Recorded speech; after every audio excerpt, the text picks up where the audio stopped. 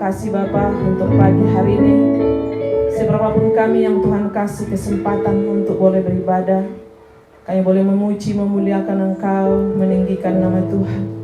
Pengurapan-Mu atas hamba-Mu, pengurapan-Mu atas semua kami yang boleh hadir, yang ada dalam ruangan ini Tuhan. Sehingga kami boleh menangkap pesan Tuhan, mengerti, berikan roh hikmat bagi kami Tuhan, supaya kami paham akan firman-Mu Tuhan. Terima kasih Bapa. Dalam nama Yesus kami sambut firman-Mu. Haleluya. Kita naikkan satu pujian.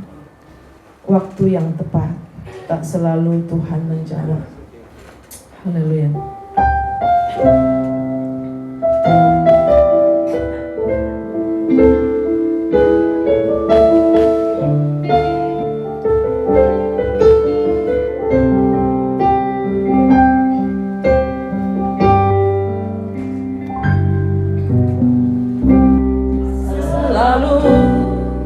Tuhan menjawab doa, namun Dia beri yang terbaik di waktu yang tepat.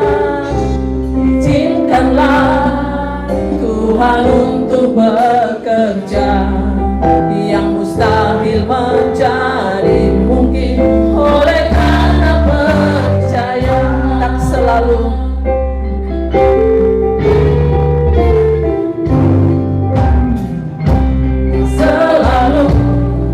Tuhan menjawab doa, namun Dia beri yang terbaik di waktu yang tepat. Izinkanlah Tuhan untuk bekerja, yang mustahil menjadi mungkin oleh karena percaya. Yesus berdoa lebih dari yang doakan. Yesus menjawab lebih dari yang kuharapkan. Acaranya di waktu yang tepat, bukan berlihat Dia carikan semua. Yesus mendengar, Yesus berdoa lebih dari yang doakan. Yesus menjawab lebih dari yang harapkan. Amin. Acaranya di waktu yang tepat, bukan berlihat Dia carikan semua. Yesus mendengar lebih dari yang doakan. Yesus menjawab lebih dari yang kuharapkan. Acaranya di waktu yang tepat, bukan melihat Dia carikan semua. Bukan melihat Dia carikan semua. Bukan melihat Dia jadikan semua. Berikan kemuliaan bagi Tuhan kita. Haleluya. Ya, silakan duduk. Kita bersyukur pada pagi hari ini Tuhan masih kasih kesempatan bagi kita untuk beribadah. Ya, puji nama Tuhan. Begitu banyak yang kita lalui bersama dengan Tuhan. Begitu luar biasanya penyertaan Tuhan atas hidup kita. Makanya pada pagi hari ini marilah kita naikkan ucapan syukur kita kepada Tuhan. Ya, Matius 20. Ini waktu sudah jam 8 lewat 18 menit. Mudah-mudahan kita buka Matius 20.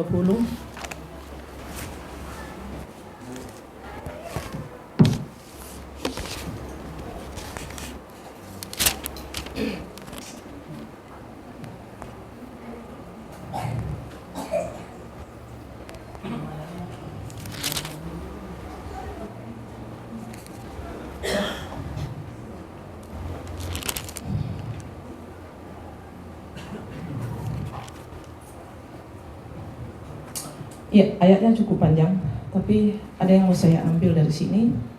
Mudah-mudahan, mungkin kalau kita sering baca firman, ini tidak sepertinya dipotong, tapi mari saya bacakan Matius 20 ayat 1 sampai 16. Ya.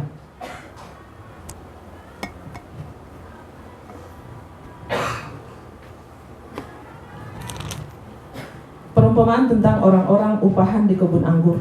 Adapun hal kerajaan sorga sama seperti seorang tuan rumah yang pagi-pagi benar keluar mencari pekerja-pekerja untuk kebun anggurnya. Setelah ia sepakat dengan pekerja-pekerja itu mengenai upah sedinar sehari, ia menyuruh mereka ke kebun anggurnya. Kira-kira pukul 9 pagi, ia keluar pula dan dilihatnya ada lagi orang-orang lain menganggur di pasar. Katanya kepada mereka, pergi jugalah kamu ke kebun anggurku dan apa yang pantas akan kuberikan kepadamu. Dan mereka pun pergi. Kira-kira pukul 12 dan pukul 3 petang, ia keluar pula dan melakukan sama seperti tadi. Kira-kira pukul 5 petang, ia keluar lagi dan mendapat orang lain pula. Lalu katanya kepada mereka, mengapa kamu menganggur saja di sini sepanjang hari? Kata mereka kepadanya, karena tidak ada orang yang mengupah kami. Katanya kepada mereka, pergi jugalah kamu ke kebun anggurku. Ketika hari malam, tuan itu berkata kepada mandurnya, panggillah pekerja-pekerja itu dan bayarkan upah mereka, mulai dengan mereka yang masuk terakhir hingga mereka yang masuk terdahulu. Maka datanglah mereka yang mulai bekerja kira-kira pukul 5 dan mereka menerima masing-masing 1 dinar. Kemudian datanglah mereka yang masuk terdahulu, sangkanya akan mendapat lebih banyak, tetapi mereka pun menerima masing-masing 1 dinar juga. Ketika mereka menerimanya, mereka bersungut-sungut kepada tuan itu. Katanya, mereka yang masuk terakhir ini hanya bekerja 1 jam, dan engkau menyamakan mereka dengan kami yang sehari suntuk, bekerja berat dan menanggung panas terik matahari. Tetapi tuan itu menjawab seorang dari mereka, saudara, aku tidak berlaku tidak adil terhadap engkau. Bukankah kita telah sepakat sedinar sehari?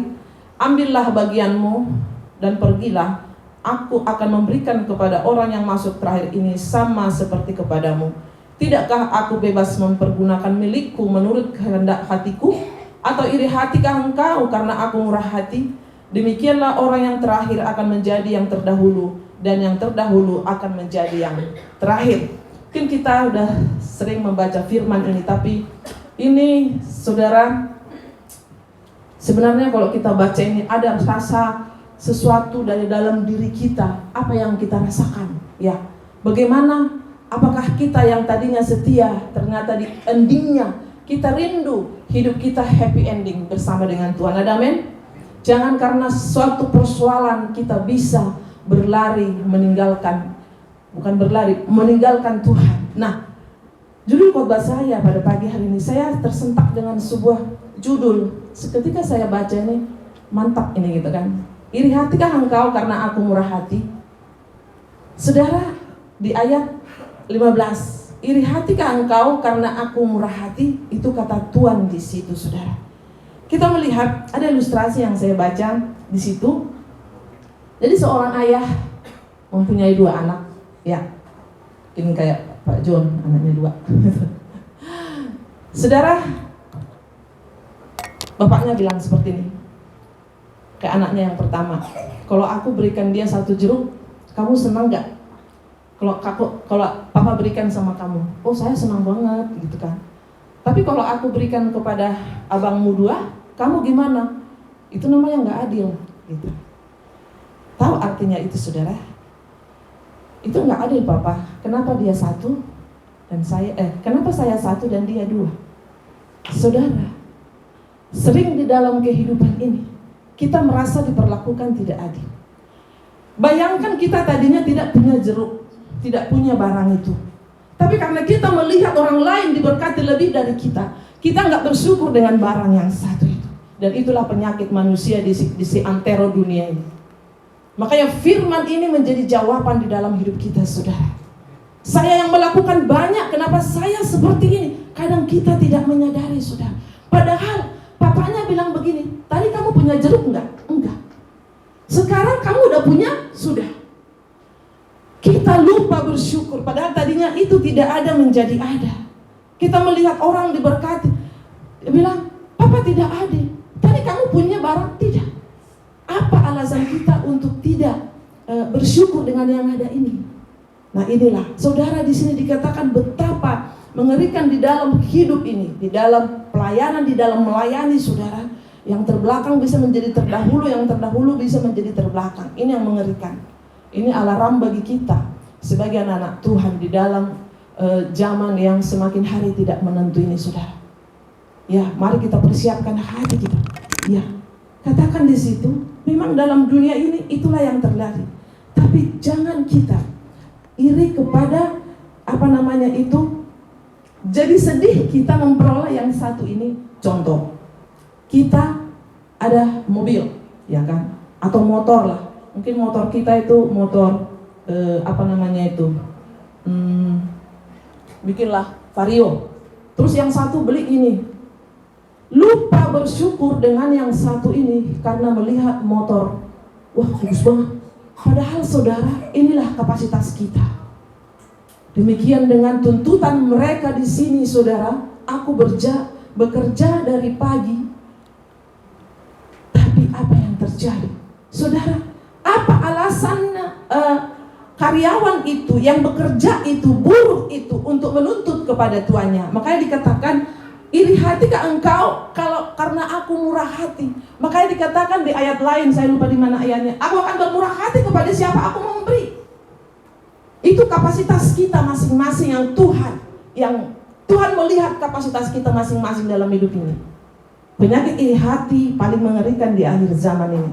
Ya, padahal sebenarnya saudara, Tuhan sudah menentukan porsi kita masing-masing. Di Matius 20 ini Tuhan Yesus memberikan perumpamaan tentang seorang tuan dan upahan di kebun anggur. Mereka telah sepakat sedinar sehari. Ya, mereka telah sepakat sedinar sehari. Tapi kenapa ketika ada yang masuk siang, terus kita marah gitu? Yang punya uang siapa? Yang punya ladang siapa? Bahkan yang masuk jam 5, 1 dinar juga. Nah, di dalam kehidupan mengiring Tuhan, bagaimana juga di kantor kita diperlakukan tidak baik atau di mana saja, saudara. Itu dia. Makanya dari ayat ini kita bisa belajar. Jangan sampai kita kena pasal di ayat 16. Demikianlah orang yang terakhir akan menjadi yang terdahulu, dan yang terdahulu akan menjadi yang terakhir. Saudara yang dikasihi Tuhan, ketika kita melihat keberhasilan orang lain, luar biasa sekarang ini sosmed ini, saudara. Ya, lucunya gini, kita nggak kenal orang itu, tapi kita bisa emosi. Pernah membaca, saya lihat dia itu foto-foto. Tahu ada di Amerika, ada di sini, padahal kita nggak kenal. Ini orang siapa sih gitu? Suka itu masuk gitu kan. Terus kadang kita bisa, ya, ini orang enak banget hidupnya ya. Padahal aku setia kepada Tuhan. Padahal aku begini. Hati-hati kita dengan pasal itu, saudara. Wah, dia di mana-mana di syuting terus. Ada yang di sini di luar negeri, dalam gonta-ganti mobil apa semua. Saudara, kita bisa emosi di sosmed. Makanya hati-hati. Ya, sebenarnya bersyukur zaman dulu kita nggak ada Android ini, saudara. Yang ada telepon sebesar batu bata, hanya bisa telepon, nggak ada radiasi, saudara. Ya, kita bersyukur zaman dulu itu. Ya, sekarang ini orang kita tahu orang itu di mana, ya kan? Bahkan maling juga tahu, oh itu lagi pergi, lagi diupload, itu rumah bisa dibobol. Hati-hati, saudara. Jadi sekarang ini kita yang bisa, ya, kemarin ada seminar AI, saudara. Apa artinya itu, Bu Ming? Artificial intelligence. Ya. Jadi hati-hati kita penggunaan Android ini, saudara. Penggunaan handphone ini. Ya. Kita bisa julid. Saya baru tahu. Anak saya suka ngomong julid apa sih? Saya cek di Google, saudara. Rupanya julid itu perilaku gosip atau berkomentar di belakang orang lain tanpa mencari tahu kebenarannya. Oh, itu artinya julid. Julid banget sih itu orang. Aku sudah sering dengar itu, cuma saya buka di Google, saudara. Oh, artinya julid, iri hati, dengki semua. Saudara, ternyata ada itu. Nah, di sini kita, saudara, kita akan kehilangan sukacita karena iri hati. Jadi dia ini, iri hati ke engkau karena aku murah hati. Terserah Tuhan, suka-suka Tuhan lah. Dia mau memberkati siapa? Tuhan punya cara tersendiri untuk memberkati kita, saudara. Kadang kita tidak sadar, hilang sukacita kita melihat orang di sosmed, padahal dia happy-happy aja. Kita juga tidak tahu apa dia berjerih payah, berjerih lelah dengan pekerjaan siang malam dia cari uang. Mungkin kita tidak tahu. Sekali liburan dia langsung ke Eropa. Kita tidak tahu ya. Ada kadang kita tidak paham ya. Ada seseorang, nggak jauh-jauh teman Pak Jo, tiba-tiba sudah di negara lain. Wow, hebat ya Pak, gitu kan. Pak Jo, sebenarnya itu tidak seperti yang Bapak lihat.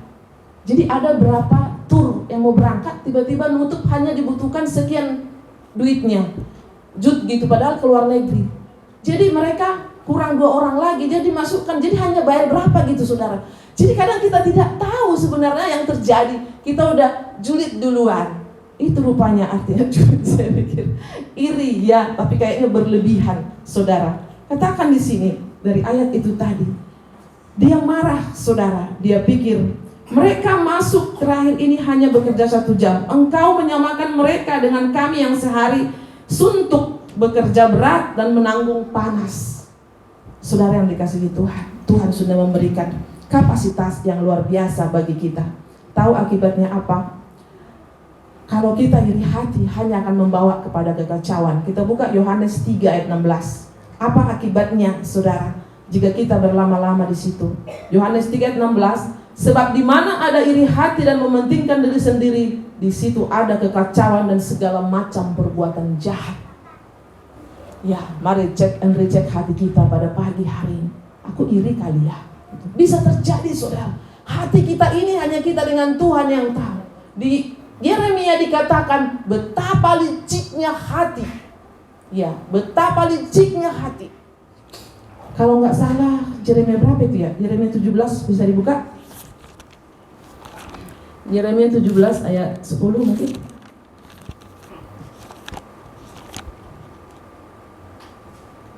Ya, yang sudah dapat boleh baca. Yeremia 17 ayat 10. Yeremia 17 ayat 10. Aku Tuhan yang menyelidiki hati, yang menguji batin, untuk memberi balasan kepada setiap orang setimpal dengan tingkah lakunya, setimpal dengan hasil perbuatannya. Ayat 9. Betapa liciknya hati, lebih licik daripada segala sesuatu. Hatinya sudah membatu, siapakah yang dapat mengetahuinya? Nah, itu dia, betapa liciknya hati kita ini, saudara. Ya, makanya saya katakan hati ini. Ya, buka lagi Ayub 5 ayat 2. Ayub 5 ayat 2 yang sudah dapat boleh baca. Semakin baca membuat ayat biasa. Ayub 5 ayat 2. Sesungguhnya orang bodoh dibunuh oleh sakit hati, dan orang bebal dimatikan oleh iri hati. Nah, itu dia, saudara. Jadi mengerikan sebenarnya iri hati. Lagi Amsal 14 ayat 30. Yuk, siapa aja lomba? Amsal 14 ayat 30. Hati yang tenang menyegarkan tubuh, tetapi iri hati membusukkan tulang. Itu dia. Pengkhotbah 4 ayat 4. Gunakan Androidnya supaya cepat dapat ayatnya. Pengkhotbah 4 ayat 4.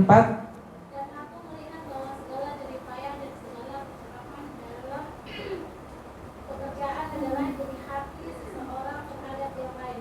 Ini pun kesia-siaan dan usaha mengejar. Nah, itu dia, saudara. Pada pagi hari ini kita banyak diingatkan betapa bahayanya iri hati. Kayak dikatakan, iri hati ke engkau jika aku bermurah hati, suka-suka Tuhan, suka-suka tuannya. Kepada siapa dia mau memberikan, ya. Kadang berarti sebenarnya, saudara, kadang kita berpikir, itu orang gitu kan, aku sudah capek gitu. Ya, tapi apa yang terjadi, saudara? Di sini kita melihat kapasitas kita belum siap untuk menerima berkat itu. Ya, itu dia. ketika kapasitas kita sudah siap, saudara, ya, makanya tadi saya sangat senang dengan pujian itu, yang pujian tadi itu, di waktu yang tepat itu, saudara. Saya akhir-akhir ini kok, tadinya saya lagu itu biasa aja, nah itu kadang-kadang lagu itu biasa, ternyata pas saya lihat, ini kata demi kata gitu, walaupun saya agak sulit juga menghafalnya, misalnya gampang gitu kan, tapi ada kata-katanya yang suka lupa gitu.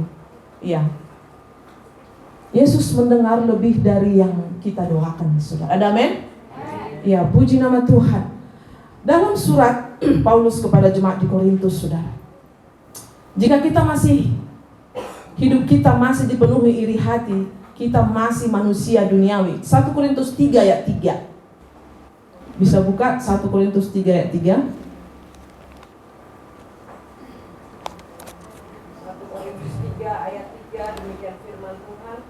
Karena kamu masih manusia duniawi. Sebab jika di antara kamu ada iri hati dan perselisihan, bukankah hal itu menunjukkan bahwa kamu manusia duniawi dan bahwa kamu hidup secara manusiawi? Itu dia, saudara. Jadi firman itu yang bisa mengubahkan hati kita. Ternyata aku ini masih ada di mana? Ya, aku sudah di mana sebenarnya saat ini? Ya, kita tidak usah menghakimi si A, si B, si C. Aku sudah di mana saat ini? Berarti aku, ketika saya melihat ini, berarti aku masih banyakkan duniawinya loh, gitu. Makanya pada pagi hari ini, mari kita cek and recheck hati kita. Ya, katakan di situ, karena kamu masih manusia duniawi, sebab jika di antara kamu ada iri hati. Ya, ketika orang lain diberkati, ini suatu hal kita senang, saudara. Hal yang luar biasa. Makanya saya katakan tadi, bisa terjadi, ya, kita tidak kenal orang itu, ya, tapi kita bisa julid, saudara. Kita bisa iri, ini yang paling parah.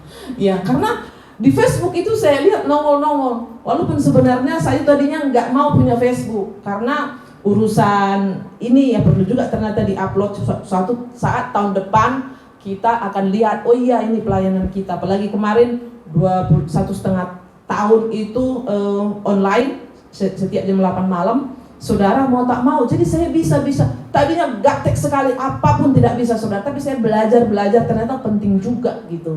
Tadinya saya jadi paling enak sebenarnya dulu hanya WA, palingan lihat status. Tapi di sosmed ini yang Facebook ini, saudara, wow, hati-hati, saudara. Jangan kita bisa emosi, nggak ada sebenarnya hubungannya sama kita. Saudara yang dikasihi Tuhan.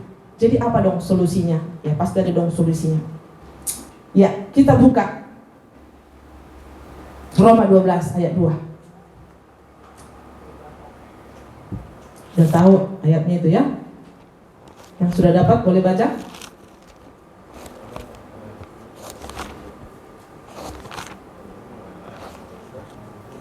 Roma 12 ayat 2, demikian firman Tuhan. Janganlah kamu menjadi serupa dengan dunia ini, tetapi berubahlah oleh pembaharuan diri, sebab kamu dapat membedakan, sehingga kamu dapat membedakan manakah kehendak Allah, apa yang baik dan yang berkenan kepada Allah dan yang sempurna. Nah itu dia, saudara, satu-satunya, ya.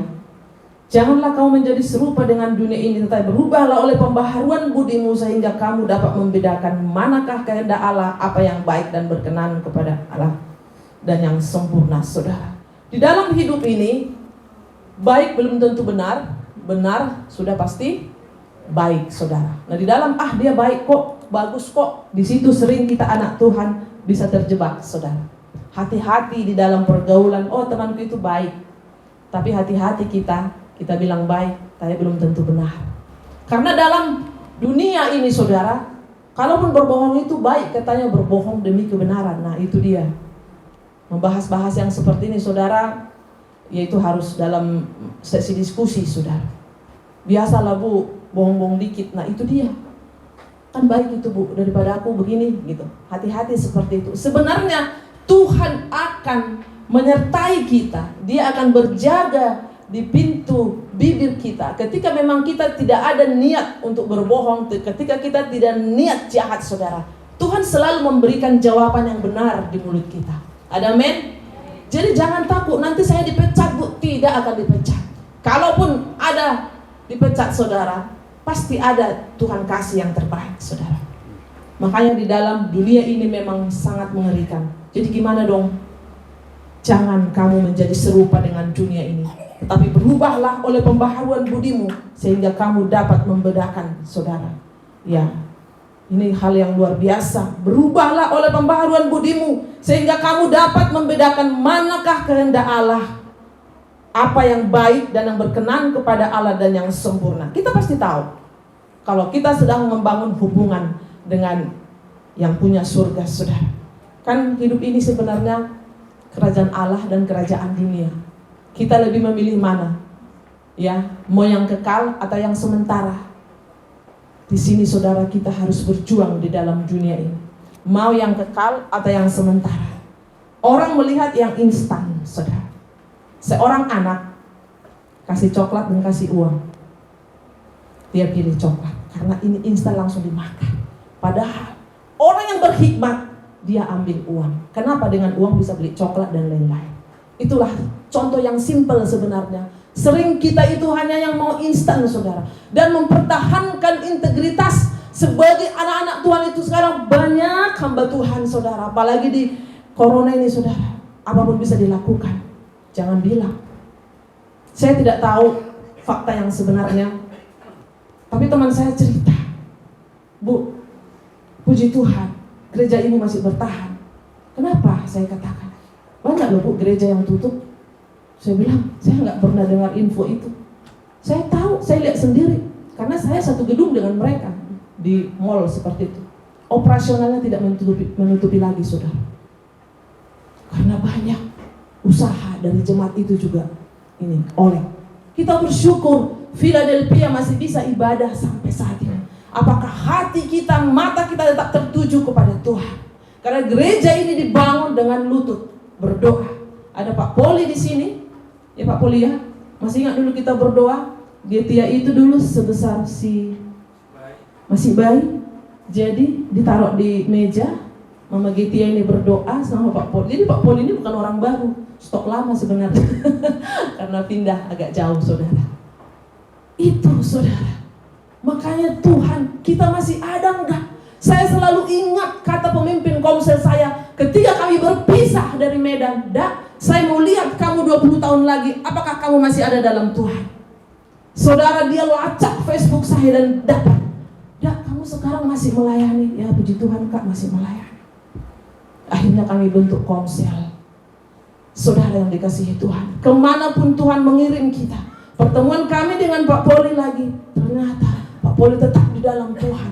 Kita Tuhan izinkan pun berpisah nanti saudara, mungkin karena keluar kota, tetaplah cari di sana tempat ibadah. Kita kan nggak tahu apa yang terjadi saudara. Bisa segala sesuatu. Tapi kemanapun kita dilemparkan, tetap kita ada di dalam pelayanan, di dalam terus melayani Tuhan. Ada amin? Jadi bukan hanya kumpul-kumpul seperti ini. Banyak yang menghilang saudara. Waktu di kampus, wah haleluya, wah mantap. Ketika keluar satu-satu diterkam serigala. Menikah pun udah gak jelas saudara. Pertama siapa ya gitu kan. Yang kedua siapa ya? Yang ketiga siapa aja. Saudara, jangan. Kalau memang Tuhan tidak izinkan kita menikah, biarkan. Ya, Pak Jonaya 37 baru ketemu saya. Ya kalau memang tidak ada yang dia bilang cinta Tuhan, tidak usah menikah. Karena apa saudara? Saya melihat banyak perang teluk, piring terbakar. Aduh, kita ini kan kontraktor, dia udah berapa kali pindah. Saudara, kiri kanan itu berantem, kejar-kejaran pakai sapu, banyak saudara. Aduh, kuping tembok itu ada apa katanya? Tembok itu ada kupingnya, jadi kita saudara yang dikasihi Tuhan, sebelum melangkah, pilihlah yang Tuhan mau, bukan yang kita mau, saudara. Segala sesuatu bisa Tuhan ubahkan. Ya, kalau masalah pekerjaan, Tuhan bisa sanggup, tapi carilah yang takut akan Tuhan. Halo anak muda, ada amin? Haleluya. Puji Tuhan. Ya, jangan menjadi serupa dengan dunia ini, saudara. Yang kedua, solusinya tadi yang kedua, fokuslah kita kepada kehidupan kita sendiri. Jangan terlalu kepo, saudara. Buka di 1 Tesalonika 4 ayat 11. Kepo ini bahaya ternyata, saudara. Ya, saya selit di Facebook, kepoin kita dong gitu kan. Nggak apa-apa loh kalau jualan, ya kan. Kepoin kita dong gitu, jual baju gitu kan. Apa sih yang dikepoin gitu kan. Bahasa anak gaul sekarang, kepo lah, julid lah, apa gitu kan. Coba buka 1 Tesalonika 4 ayat 11. Yang dapat boleh baca. 1 Tesalonika 4 ayat yang ke-11, demikian firman Tuhan. Dan anggaplah sebagai suatu kehormatan untuk hidup tenang, untuk mengurus persoalan-persoalan sendiri, dan dengan tangan seperti yang telah kami pesankan kepadamu. Iya, mari kita sibuk dengan usaha kita, pekerjaan kita. Firman Tuhan, tangan yang rajin akan senantiasa mendapatkan keuntungan. Itu firman Tuhan, saudara. Apapun yang kita kerjakan, walaupun gak dilihat orang, kerjakan. Karena gini, saudara, kami ini kan penjual air gitu kan, bukan promosi ya. Saya melihat, Tuhan hanya melihat kita itu mengerjakan itu. Tapi berkat dari barat, timur, utara, selatan bisa terjadi, saudara. Bisa harga air itu yang tadinya 15, bukan 15, saudara. Bisa 50 per galon. Itu kalau memang dunia bisnis ini, saudara. Tapi disitulah kita melihat cara kerja Tuhan. Cara kerja Tuhan yang luar biasa dalam hidup kita. Gini-gini Pak Jun ini angkat galon satu hari berapa, saudara? Makanya badannya tetap yes. Haleluya. Iya, mungkin saudara ngangkat 1 galon aja udah keok, saudara. Beliau karena dilatih terus. Nah, demikian juga dengan kita. Kalau kita melatih diri kita, sekarang apa yang bisa kita kerjakan? Ada mie ayam, ya kan? Apa yang bisa? Pasti Tuhan kasih skill buat kita. Ya, ada bisnis. Saya dikit-dikit ada marketingnya. Itu yang saya kembangkan. Gitu, di samping pelayanan yang utama ini. Apa yang bisa? Makanya dikatakan tadi di situ. Di situ dikatakan, saudara. Ya. Dan anggaplah sebagai suatu kehormatan untuk hidup tenang, untuk mengurus persoalan-persoalan sendiri dan bekerja dengan tangan seperti yang kami pesankan. Gak usah taruh di Facebook, di sosmed, apa semua ditulis di situ. Bayar hutangmu, saudara, itu pun ada ulang tahunnya nanti. Kalau gak dihapus-hapus, saudara. Gak suka sama seseorang taruh di Facebook. Anak-anak Tuhan tidak ada lagi bagi firman, bagi firman, bagi firman, bagi kembang yang cantik, yang apa, supaya orang melihat, wow gitu, saudara. Taruh di status itu. Kalaupun hatimu lagi galau, jangan buat galau di Facebook itu. Itu tandanya kau anak Tuhan yang punya integritas. Ada amin? Ini kadang gak cocok dengan seseorang taruh di Facebook. Seantara dunia lihat itu, saudara. Mengerikan. Saya suka cek. Masih dalam jalur sih. Saya mau tegur juga kadang, udahlah. Ditegur juga. Kalau orang yang berhikmat ditegur, dia merasa terima kasih Tuhan, terima kasih ya Bu. Tapi ada orang, apa urusan lu? Karena saya pernah dari mulut seorang jemaat saya dengar seperti ini. Orangnya nggak di sini. Dia bilang, ternyata orang itu bilang begini, kenapa ya doaku tidak dijawab Tuhan? Terus seseorang jawab, tangan Tuhan bukan kurang panjang untuk menolong engkau dan pendengarannya. Apa dia balas? Bangsat lu. Dia marah, saudara. Kurang ajar, katanya, maksudmu aku dosa? Dosaku apa? Tapi kalau kita berkhidmat, saudara, iya kali ya. Jangan-jangan saya masih punya dosa yang saya simpan kalian apa gitu. Makanya kalau orang berkhidmat ditegur, saudara. Kalau bapak dan ibu gembala tegur, terima. Gak ada maksud kami jahat, saudara. Kalau orang tua tegur anak, iya Pak, iya Ma, jangan dilawan, saudara. Makanya pada pagi hari ini, mari kita cek and recheck hati kita. Marilah kita mengurus. Jangan taruh-taruh di Facebook itu. Bagi aja firman, saudara. Bagi terus. Bagi kesaksian kalau ada, saudara. Saya kalau ada gambar-gambar yang ini gitu ya, saya memang pencinta binatang. Jadi kalau ada anjing yang bikin sesuatu, jangan heran, ini ibu gembala. Jadi anjing itu pinter gitu, nah ini suka saya bagi, lucu gitu, minimal bikin orang ketawa. Sekarang ini saudara, kalau kita nggak bisa bikin dia ini, minimal jangan tambahin masalah. Di rumah ya, di rumah kita masing-masing. Kalau nggak bisa bersihin rumah, jangan ngotorin. Ya, kalau kau makan cuci piringmu, nggak usah nyusahin orang. Kira-kira seperti itu. Halo suami istri, kalau makan, kalau makan cuci piringmu sendiri, iya kan? Jadi jangan taruh sampah. Iya, cuci baju sendiri. Tapi jangan lagu itu makan sendiri. Wah, langsung nyambung nih kayaknya siang lagan ini. Haleluya. Yang ketiga, tadi yang pertama jangan menjadi serupa dengan dunia. Yang kedua, fokus kepada kehidupan, mengurus dengan tenang kehidupan kita. Jangan taruh di Facebook itu.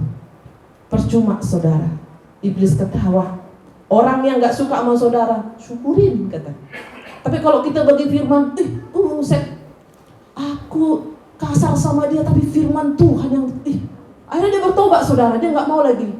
Wah, ternyata seperti itu. Yang ketiga saudara, rombak mindset, pola pikir kita ini. Kita buka di Yohanes.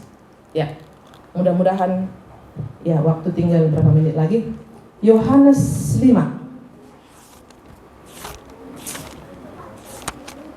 Yohanes 5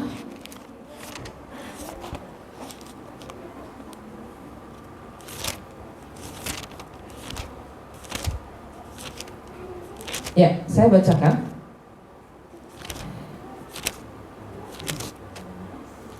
Yohanes 5 ayat 1. Saya akan bacakan sampai mana nanti Tuhan stopkan. Penyembuhan pada hari Sabat di kolam Bethesda. Sesudah itu ada hari raya orang Yahudi dan Yesus berangkat ke Yerusalem. Di Yerusalem dekat pintu gerbang domba ada sebuah kolam yang dalam bahasa Ibrani disebut Bethesda. Ada 5 serambinya. Dan di serambi-serambi itu berbaring sejumlah besar orang sakit, orang-orang buta, orang-orang timpang, dan orang-orang lumpuh yang menantikan goncangan air kolam itu. Sebab sewaktu-waktu turun malaikat Tuhan ke kolam itu dan menggoncangkan air itu, barang siapa yang terdahulu masuk ke dalamnya sesudah goncangan air itu menjadi sembuh apapun juga penyakitnya. Di situ ada seorang yang sudah 38 tahun lamanya sakit. Ketika Yesus melihat orang itu berbaring di situ dan karena ia tahu bahwa ia telah lama dalam keadaan itu, berkatalah ia kepadanya, "Maukah engkau sembuh?" Jawab orang sakit itu kepadanya, "Tuhan, tidak ada orang yang menurunkan aku ke dalam kolam itu apabila airnya mulai menggoncang, dan sementara aku menuju ke kolam itu, orang lain sudah turun mendahului aku." Kata Yesus kepadanya, "Bangunlah, angkatlah tilammu dan berjalanlah." Dan pada saat itu juga sembuhlah orang itu. Lalu ia mengangkat tilamnya dan berjalan. Tetapi hari itu hari Sabat. Saya tidak mau bahas mengenai yang terakhir itu. Saudara, di paradigmanya orang ini, pasti aku sembuh jika ada yang mengangkat aku ke dalam kolam ketika ada gelombang, ketika ada goncangan. Itu yang ada di pikirannya selama ini. Tapi apa yang terjadi hari itu? Nah, kita sering kepada pola pikir kita, pokoknya aku bisa sukses, aku bisa begini, kalau begini. Sering sekali kita membatasi kuasa Tuhan, saudara. Ternyata Tuhan punya cara yang spektakuler untuk menolong kita. Amin. Gereja ini sudah ulang tahun ke-16, lagi udah mau ke-17, saudara, Desember ini.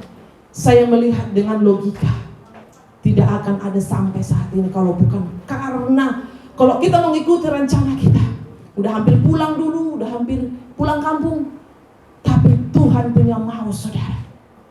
Kita melihat di sini apa yang ada di pikiran orang itu sehingga dia menanggung itu 38 tahun, saudara. Mungkin sekian tahun kita sudah bosan, capek berdoa dengan pola pikir kita. Saya ketika baca ini, mungkin aku juga seperti itu, Tuhan. Apa yang kita gumulkan saat ini yaitu gedung gereja. Ya, kenapa kita bergumul untuk gedung gereja? Karena ada jemaatnya. Saudara, orang bergumul tapi nggak ada jemaat. Apa yang mau diisi kan bisa seperti itu. Saudara, apa pola pikir kita, sakit kita yang mungkin tidak, yang dia bayangkan hanya gini, siapa yang bisa mengangkat saya? Tuhan sudah di situ, dia belum peka, saudara. Tuhan, tidak ada yang bisa mengangkat saya. Ketika goncangan itu datang, mereka sudah duluan, jadi mereka yang sembuh, saya tidak. Saya ketika baca ini, saya sepertinya ditempelak, saudara. Tuhan, saya sering seperti orang ini. Saya hanya melihat pertolongan itu dengan satu pola. Padahal Tuhan punya 1000 cara untuk menolong kita. Amin. 1000 bahkan bermil-milan. Tuhan punya cara tersendiri, saudara. Saudara yang dikasihi Tuhan, mari paradigma kita ini Tuhan buka. Biarlah aku boleh berpikir sebagaimana Tuhan berpikir. Tinggi banget itu, Bu. Bisa, saudara, bergaul karib dengan Tuhan. Pertobatan yang sungguh. Ada amin? Ketika kita ada sesuatu dosa apa yang kita lakukan, datang kepada Tuhan. Kita membenci, ada sesuatu, saudara. Supaya kita tidak terus 38 tahun dia mengalami itu, saudara. Sangat luar biasa. Mungkin kita sudah berapa tahun dengan persoalan kita, saudara. Gitu aja. Masalah suami istri. Kita pernah melayani sama Pak Job. Dulu, sekarang, sampai masalahnya itu terus. Saya kan dengar, Pak, itu lagi. Iya. Ganti kayak masalahnya sedikit. Jangan itu lagi. Contohnya, kalau dulu masalah teman hidup, ternyata masalahnya itu terus karena belum menemukan teman hidup itu, saudara. Coba berdoa, Tuhan, kalau Tuhan tidak menghendaki saya menikah, ya sudah, happy. Dituntut terus. Di sini, saudara, tidak ada yang mengangkat saya masuk ke dalam itu, Tuhan. Tuhan, tidak ada orang yang menurunkan aku ke dalam kolam itu. Apabila airnya mulai goncang dan sementara aku menuju kolam itu, orang lain sudah turun mendahului aku. Kita sering terpola dengan yang biasa, saudara. Dengan yang lazim kita lihat. Tapi ini penyembuhan yang tidak lazim, saya katakan. Saat ini, hari ini bisa terjadi untuk jemaat Philadelphia. Amin. Kita aminkan, saudara. Saya selalu melihat hal-hal yang spektakuler di GGP ini, saudara. Selalu melihat hal-hal yang sangat luar biasa. Cuman kita nggak peka itu aja, saudara. Banyak cara Tuhan untuk menolong kita. Saya kadang kalau sudah menyembah Tuhan di pagi hari, air mata itu terurai. Ampuni saya, Tuhan.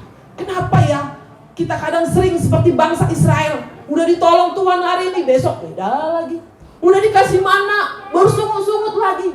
Udah dikasih daging 1 bulan, terus haus, jalan, gak ada air minum, teriak-teriak.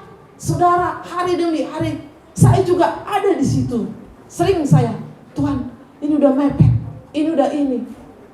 Saudara yang dikasihi Tuhan, tapi kadang, saudara, ya, garis bawahi, jangan kita berpikir kalau sepertinya mulus, wah ini dari Tuhan. Kalau dia agak sentak, wah bukan dari Tuhan. Bisa terbalik, saudara, hati-hati. Kalau itu maunya Tuhan, walaupun jalan berkerikil-kerikil apapun, itu bisa terjadi. Ada amin? Jangan kita gini, wah jawaban Tuhan luar biasa. Hati-hati kita dengan yang instan, itu maksud saya tadi. Saudara yang dikasihi Tuhan, apa yang terjadi di ayat ini? Kata Yesus, dia udah katakan di ayat 6, maukah engkau sembuh? Sudah ada Tuhan menawarkan, tapi dia bilang, Tuhan, tidak ada yang, dia masih pola pikirnya, masih selaput itu masih belum terbuka, saudara. Hari ini, bagi kita yang sakit, maukah engkau sembuh? Maukah ekonomi kita dipulihkan? Maukah kita bertumbuh terus di dalam pengenalan akan Tuhan? Saudara yang dikasihi Tuhan, apa yang dikatakan? Bangunlah, angkatlah tilammu dan berjalanlah. Penyembuhan yang sangat luar biasa. Jadi bukan harus diangkat kegoncangan itu, saudara, baru terjadi kesembuhan. Ternyata hari itu terjadi yang spektakuler. Saya bersyukur di setiap komsel, air mata bisa mengalir. Komsel di Cemerlang, kalau dengar kesaksian Pak Alek gitu kan, udah deadline-nya, udah jatuh tempo ya, kita aja dengarnya, ini gimana nih endingnya, tahu-tahu tus, Tuhan punya cara.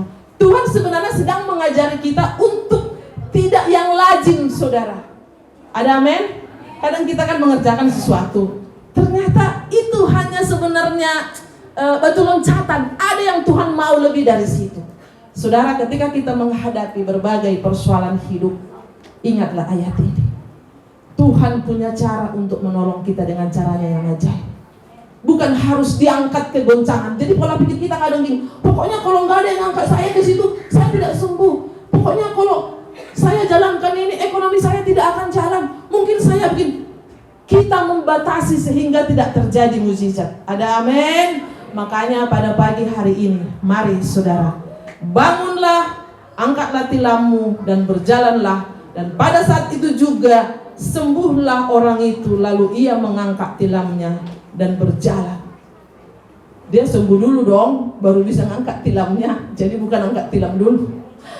Di situ saudara, angkatlah tilammu. Ya. Saat itu juga sembuh orang itu, lalu mengangkat tilamnya. Ada cara Tuhan yang spektakuler yang tidak lazim saat itu. Karena dia selalu berpikir, makanya saya katakan rubah mindset kita.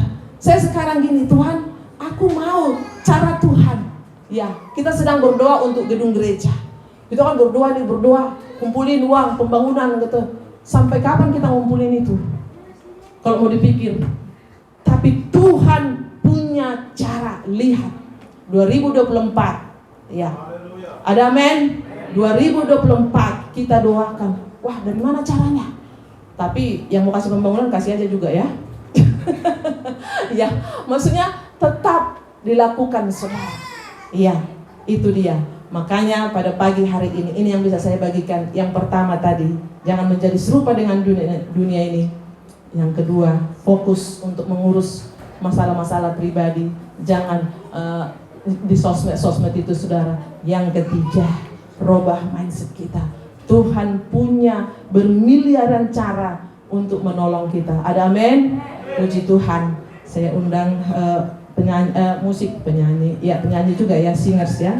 Kita naikkan tadi pujian itu lah.